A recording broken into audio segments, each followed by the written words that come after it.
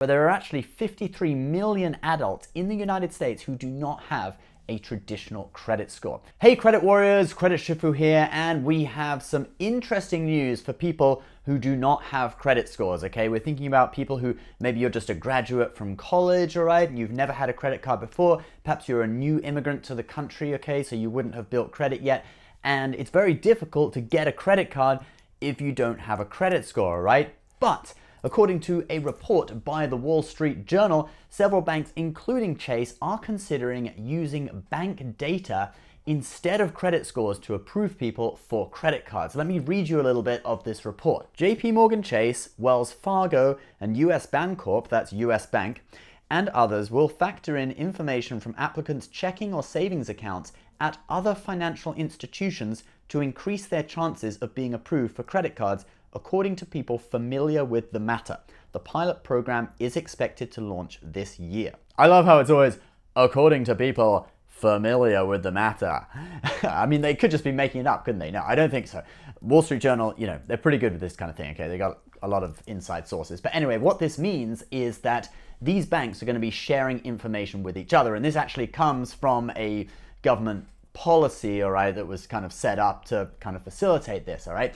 I can't remember what it's called. It's in the article. But anyway, so what would happen is, let's say that you're trying to get a credit card from Chase and you have a checking account with, say, Wells Fargo, for example. Not sure why you'd want a checking account with Wells Fargo, but let's say that you do. You could actually allow Chase to do a sort of read-only access to your Wells Fargo account to check your transactions. And what they're going to be looking at, apparently, is your balance over time, whether you have ever been overdrawn on the account, things like whether you've ever written checks that have bounced because of insufficient funds. They're going to be looking at those kinds of things in order to make a decision about giving you a credit card. Now, they will still check your credit score, and if you have a credit score, they're just going to use that, okay? So this is only for people who do not have a traditional credit score. They have what we call a thin file because they've never had a credit card before. If you have a bad credit score and you have a thick file because you've had loads of credit cards and you've got loads of missed payments and stuff, no, this is not going to apply for you, okay? You still have to go the traditional route. But if you have a thin file, there's no information on file for you because you've only just moved to the United States, or you're a 22-year-old who's just graduated from college, you will have the opportunity to use this new method. Now, this isn't anything new though, it's just new for these really big major banks because there have been some smaller credit card issuers that have been using bank data to verify people's creditworthiness in place of a traditional credit score for several years. One of them is Petal Card. We did a video on them a few years back, and it's one of my recommended cards for people just starting out on the credit card journey, okay?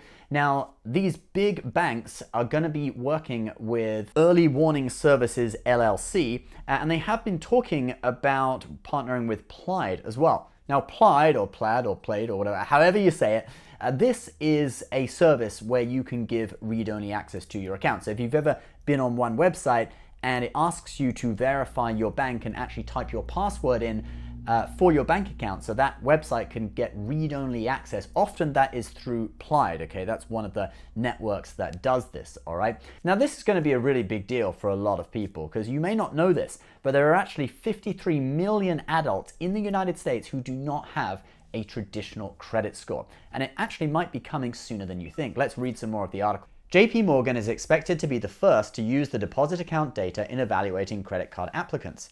As soon as this fall, the bank plans to start approving applications based on those inputs from other banks. So that's great news for Chase customers or people who potentially want to become Chase customers. Now, right now, at this point of time, all we know is they're planning to start it later this year, okay? We do not know which cards it's going to apply for. Is it going to be across the board? I think probably not. I'm guessing it'll probably apply to some of their more starter credit cards, maybe like the Freedom Flex, Freedom Student, etc.